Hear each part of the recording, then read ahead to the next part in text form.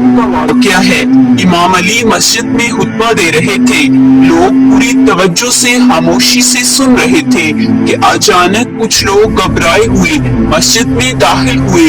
इमाम अली ने इनसे वजह पूछी। उन्होंने कहा, मौला एक शेर इनकी तरफ आ रहा है, बहुत बड़ा है, हमें डर लग रहा है। इमाम अली ने फरमाया, घबराने की जरूरत नहीं, वो किसी को नुकसान नहीं पहुंचाएगा। इतने में एक बड़ा शेर सबके सामने आ गया, मगर वो किसी पर हमला नहीं करता, बल्कि सीधा इमाम अली के पास आता है और इनके कदमों में सर रख देता है। फिर इसके पीछे एक नन्हा सा शेर का बच्चा भी आता है। असल में वो शेर एक शेरनी थी। शेरनी इमाम अली से कहती है, मौला ये मेरा बच्चा है, इसका बाप अब इस दुनिया में नहीं रहा। मैं चाहती हूँ कि ये महफूज रहे, परवरिश पाए। मैं इसे आपके हवाले करने आई हूँ। इमाम अली ने फरमाया, जाओ, फिक्र ना करो, मैं वादा करता हूँ कि ये बच्चा कभी यतीम महसूस नहीं करेगा। शेरनी ने पूछा, मौला इसे कौन संभालेगा? इमाम अली ने जवाब दिया, मेरा बेटा हुसैन, इमाम हुसैन। यतीमों की देखभाल इससे बेहतर कोई नहीं करता। फिर इमाम हुसैन को बुलाया गया। वो आगे आए, बच्चे को अपनी गोद में लिया, सर पर मोहब्बत से हाथ फेरा और फरमाया, आज से इसका नाम अबुल हारिस है, ये मेरे साथ रहेगा। शेरनी इत्मीनान से वापस चली गई और वो बच्चा इमाम हुसैन के साथ परवरिश पाने लगा, जैसे इसे अपना घर मिल गया हो। वक्त गुजरता गया, वो शेर का बच्चा जवान हो चुका था। जहाँ भी इमाम हुसैन जाते वो इनके साथ होता।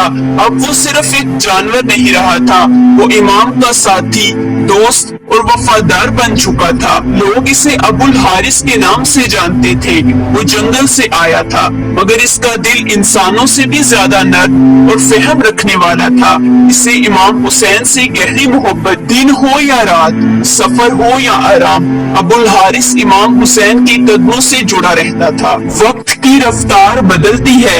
अबुल हारिस मुकम्मल जवान हो चुका था। इसका जिस्म ताबतोर, आवाज गूंजदार और चाल में रोब दबदबा आ चुका था। जब वो किसी गली से गुजरता तो लोग सहम जाते, दिलों में एक अजीब सा खौफ बैठने लगता था। एक दिन कुछ अरब के लोग इमाम अली की खिदमत में हाजिर हुए और अर्ज किया, या अली, वो शेर जो इमाम हुसैन के साथ रहता है अब बड़ा और खतरनाक हो गया है। हमें डर लगता है कि कहीं किसी दिन कोई नुकसान न हो जाए। ये सुनकर इमाम अली खामोश हो गए। इनके दिल में अबुल हारिस की मासूमियत और वफा की यादें थी, मगर वो इंसानों की फितरत और इनके खौफ को भी अच्छी तरह समझते थे। वो घर तशरीफ लाए। इमाम हुसैन एक कोने में खामोश बैठे थे। मौला अली इनके करीब आए और नरमी से कहा, बेटा हुसैन, मैं कुछ नहीं कह रहा, ये अरब के लोग कह रहे हैं कि अबुल हारिस अब बड़ा हो गया है, लोग इससे घबरा रहे हैं। बेटा, मेरा मशवरा है कि अब इसे आजाद कर दो। ये सुनकर इमाम हुसैन ने सर झुका लिया। इनकी आंखों में नमी आ गई। थोड़ी देर तक खामोश रहे, फिर मौला अली की तरफ देखा, हल्की सी मुस्कुराहट दी और नरमी से कहा, जी अब्बा जान, जैसे आपका हुक्म हो। बाबा जान, बस आज का दिन गुजर जाने दीजिए, कल ये आपको नजर नहीं आएगा। रात बीत गई। जब सहर का वक्त हुआ, इमाम हुसैन उठे, तहज्जुद की नमाज अदा की और रोज की तरह अबुल हारिस के लिए खाना लेकर बाहर आ गए। अबुल हारिस ने हैरत से देखा और पूछा, मौला, आज इतनी सुबह? इमाम हुसैन खामोश रहे। कुछ देर बाद बैठे और बड़ी नरमी से सारी बात अबुल हारिस को बता दी। ये सुनते ही अबुल हारिस खामोश हो गया। इसकी आंखों में वो खामोशी आ गई जो दिल पर असर रखती थी। फिर कुछ ही लम्हों बाद इसने सर झुकाकर कहा, ठीक है मौला, मैं चला जाऊंगा, लेकिन एक शर्त है। इमाम हुसैन ने पूछा, क्या शर्त है? अबुल हारिस ने सर उठाया।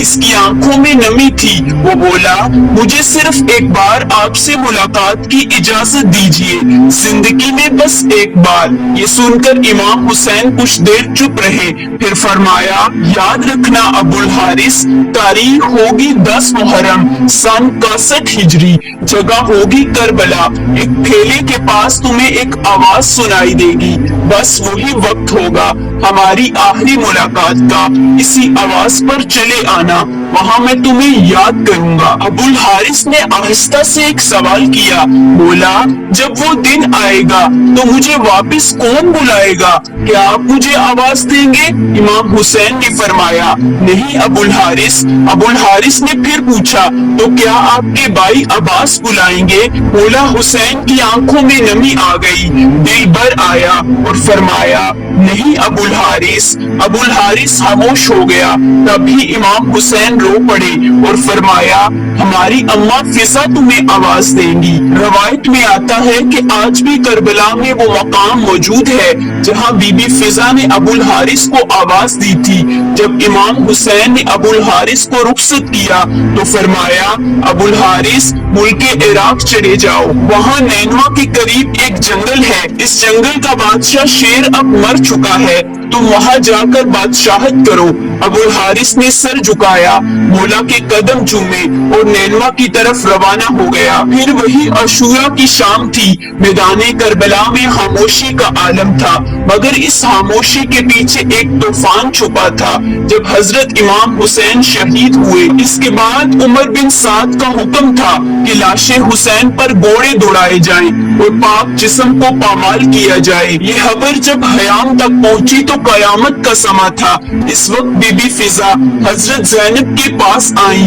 اور عرض کیا اے میری پاک سیدہ رسول خدا صلی اللہ علیہ وآلہ وسلم کے ایک صحابی تھے جو سمندر کے سفر میں تھے ان کی کشتی ٹوٹ گئی اور وہ ایک جزیرے میں پہنچے وہاں ایک شیر ملا صحابی نے کہا مجھے تکلیف نہ دینا میں محمد کا صحابی ہوں تو وہ شیر اسے نقصان دینے کے بجائے سیدھا رستے پر لے گیا یہی بات یاد دلا کر بی بی فضا نے فرمایا اے میری پاک سیدہ اس علاقے میں ایک شیر رہتا ہے ابوال حارث یہ وہی شیر ہے جسے مولا حسین نے بچپن میں پالا محبت دی پرورش کی اگر آپ مجھے اجازت دیں تو میں جنگل کی طرف جا کر اسے بلا لاؤں میں اسے ظالموں کے ارادوں سے آگاہ کرنا چاہتی ہوں حضرت زینب نے خاموشی سے سر ہلا دیا اور اجازت دی بی بی فضا عمر رسیدہ ہونے کے باوجود تیزی سے میدان کربلا کی طرف نکل پڑی